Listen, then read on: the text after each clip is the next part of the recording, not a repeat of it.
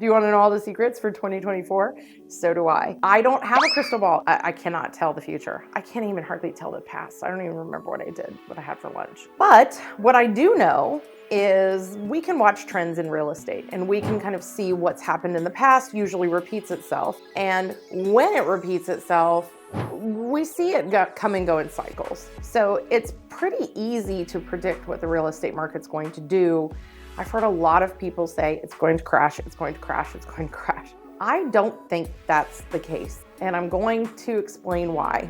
But low inventory is a real problem. Since January 1st of 2024, Jeff and I have been busier than ever. Normally January and February are a little more quiet. By the end of February, we start to gear up, see more listings, see more buyers, and that sort of thing. This year's been totally different. We came out of Christmas, New Year's Day hit, and the next day we were getting phone calls for showings. We have buyers that have just called us out of the woodwork who suddenly want to buy. Mostly first-time home buyers, which is a very interesting trend. Why? Because they've not been in a position before where they've purchased a home. So the interest rate thing doesn't really scare them as much as some other people do get scared by it. And that's okay. What I tell people to focus on is focus on your payment. If your payment is comfortable for you, then you're fine. You can move forward. You can make your payment. And if interest rates go up or down, you're fine because your payment fits your budget. Try to think about that payment. I don't care if you're approved for $900 million. That's great. Congratulations. I want you to be comfortable with the payment because you might not want to pay $12 trillion a month in mortgage payment. So get that payment figured out first. What do you pay now in rent or mortgage payment? What do you want to pay in the future? And then let's find you a house that fits that price point. That can be a very tricky thing because most people want more, champagne taste, beer budget, all that kind of stuff. Yeah, that's totally me. I want it all, I want it now, and I want it cheap. It's not going to happen. With how busy we've been this year, that has me believing strongly that we're going to continue on this trend throughout the year. Usually how you start the year out is how you end the year out in the real estate world. We have seen a lot of buyers go out wanting to see homes, and we are ready for you. Right? We've been ready. We are not sitting on the couch. We took our tree down for the holidays. We are done, right? Let's move on into 2024. We are here for you. I think we've closed 7 or 8 deals since January 1st. Here we are, end of February, and it's been a very busy, fast-paced year. We've seen a lot of first-time home buyers. We've seen a lot of second buyers that sold their house and they've been renting and now they're trying to move into. Being the #1 relocation team in the Charlotte, Lake Norman area, we see a lot of relocation. And we've got people coming in from Colorado. We've got people coming in from Texas. We've got other people coming in from Texas. We have a California couple right now. And they're just coming from all over the place. Someone from Virginia is coming down. Someone's in South Carolina, coming to North Carolina. All over. What does that mean for the market as a whole is that when a good house hits the market, it goes very quickly. Not always in multiple offers. Sometimes you have multiple offers. And I'm seeing it flip-flop with the interest rates. So when interest rates peak up higher, I have a slower week. When they dip down a little bit, we're a little bit busier. So even if it's fluctuating slightly, which is interesting because you have to be under contract for that to really affect you. So I find that very interesting. But anyway, as we get buyers out to shop, they're looking at a house and it might sit for 2 or 3 weeks, or it might be gone in a minute. And it's been a little bit chaotic because people are seeing homes sit very long time, like 2 or 3 weeks, which really isn't long, but it feels long just because of what we've been through in the last couple of years. So those houses sit, and then all of a sudden at week 3, you see the buyers jump because of interest rates, and now we have multiple offers. It's happening all the time. I've seen it probably 7 or 8 times in the last few weeks with our team and with the contracts that everybody's writing. Don't be afraid to go ahead and write your offer. If the price makes sense and the agent is running comparables for you and showing you what they've decided that price should be, you're gonna be fine. If you're comfortable with the payment, you're gonna be fine. So let's just focus on that payment piece. It is so critically important for you to be comfortable in what you're paying every month. Now, switching back to our low inventory problem. So for example, we have a lot of new construction homes right now that are offering humongous discounts on interest rates and even sometimes closing costs to come and buy their new construction homes, because a lot of them are sitting on houses that need to be sold. The neighborhood Jeff and I live in is doing the same thing. So they've got houses that haven't sold yet that need to be taken care of, and they're throwing huge interest rates down. Because of that, when a house in the neighborhood goes up for sale, it is competing directly with that new construction. There are good things and bad things about that. Good things are you've got a house that's already established. It has blinds, it's been painted most likely, it's staged, it's been lived in, the tweaks have been worked out of it, the initial issues with a home that's brand new. You've got it still brand new, but it's a little bit used, right? So not a lot used, hopefully. That's a good thing. The bad thing is that you can go right around the corner and get a brand new house for the same model, but you're likely paying more. So when you're pricing that new construction home that's been lived in, you have to price it very aggressively. You're not going to get what is being sold in the neighborhood. You just won't. It's brand new. Why would I buy your used house when I've got a brand new one over here, right? It's common sense. Why would I do that? These homes are sitting, and new construction builders are just kind of going a little bit nutso and having to cut and give interest rate discounts and cut pricing and make it work for people to come in and buy them. With that being said, why is that a problem if we have low inventory? I can hear you screaming it at me in the screen. I can hear you saying, you said there's low inventory, then why aren't they snatching these up? Not everybody wants to be in new construction neighborhoods, and the reasons are varied, but the biggest reason I'm hearing in the market, they want space. And most of these neighborhoods are building right on top of each other. They're trying to maximize the square footage they have to build, so therefore they're building closer and closer together, and buyers are wanting further and further apart. One of the trends I think we're going to continue to see this year is the desire to have land. People want acreage. Even if it's 1 to 2 acres, some people are coming out going, no, give me 20 acres and get me out of town. With that, you're having to drive further to work, but it's a balance of life. And if you remember correctly, COVID changed the way a lot of people do their work. Many people work from home now, so distance doesn't matter as much. Now you can sell your house, cash in, and go move into wherever you want to live, right? You can get out in the middle of the country if you want to, because you don't have to travel every day. So I think that trend is going to continue throughout 2024, where we're going to see people trying to spread out a little bit or purchasing land as a whole. They're not making any more dirt, as far as I'm aware. What does this mean for buyers? Follow the suggestions we've made. Make sure you're comfortable with your payment. Get with your agent to run pricing comparables and make sure the price makes sense for the house. Don't be afraid to write a little bit lower offer if you're not in a multiple offer situation. I wouldn't suggest coming in way under list price, but have the numbers run, see if there's any room to wiggle, and come in slightly under that and see if you maybe 1 to 2% under that. So on a $300,000 home, maybe you can come like $6,000 off the price that they have listed.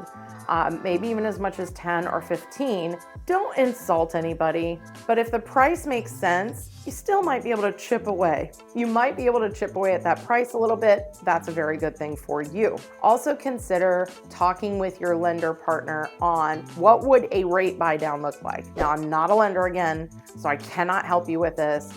However, I do know people that can. And they'll tell you how much closing costs you would need from the seller in order to buy down your rate for a period of time so that you pay a lower interest rate for a couple of years while you wait for interest rates to drop and take the opportunity to refinance.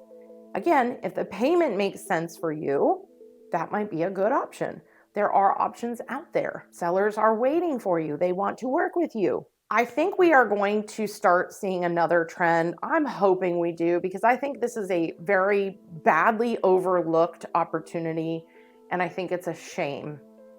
There's a program called a FHA203k loan, where you can basically purchase a home and finance in, as long as there's room in the price and everything makes sense, the repairs or remodeling that you want to do. Yes, you can remodel.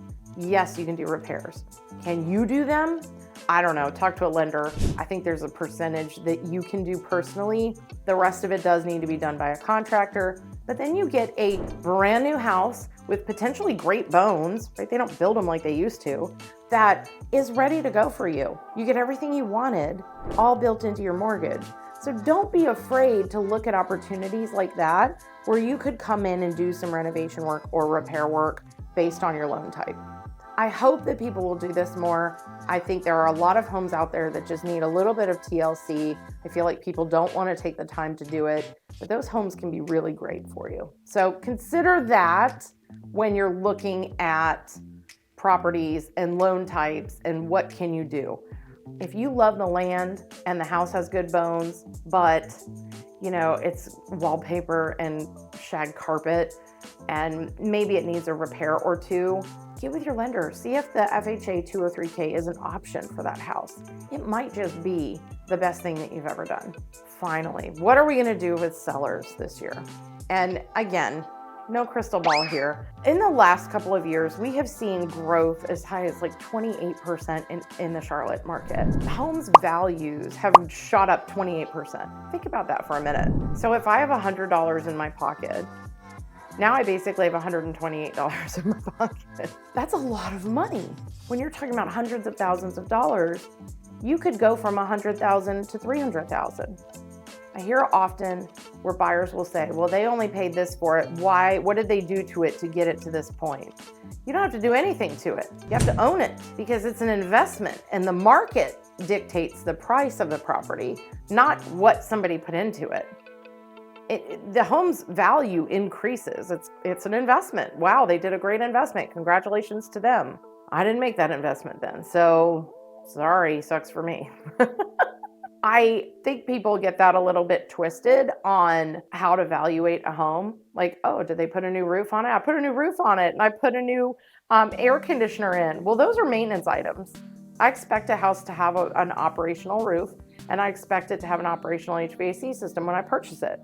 There might need to be repairs, or it might be older, and that's fine, but I do expect it to be there and present and operational. When I look at those things, those are maintenance items. Those are not value adds. Unless you put in like a tankless water heater, maybe that's a value add. But you should have a water heater. I expect a nice hot shower. When I talk to people about home values, they've seen these massive jumps and everybody's been in an uproar about their tax bills, and I get it. That is because the market has done so well. Now that has priced some people out on their tax bill, and that is awful and a shame and so sad. However, we have to really take a look at what is the market doing and how it's growing. When is that price going to pop or burst? As everybody says, that bubble's gonna burst. It really isn't going to burst. I do think it will slow a little bit, and some pricing, you'll see a little bit of price decreasing across the board. Maybe that 2 to 3% rate where it's gonna come down a little bit before it sells. Some of that has to do with the interest rates being higher, so buyers aren't out looking like they were. Interest rates are lower, buyers start really getting excited again, and more buyers come into the marketplace.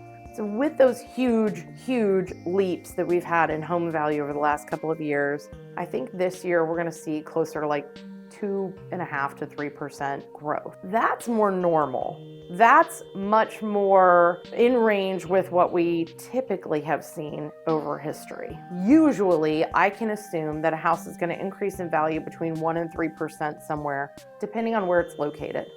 Better location homes, because location.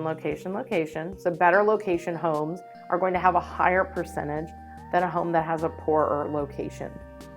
What I mean by that, it's not as desirable. Not as many people want to live in that area.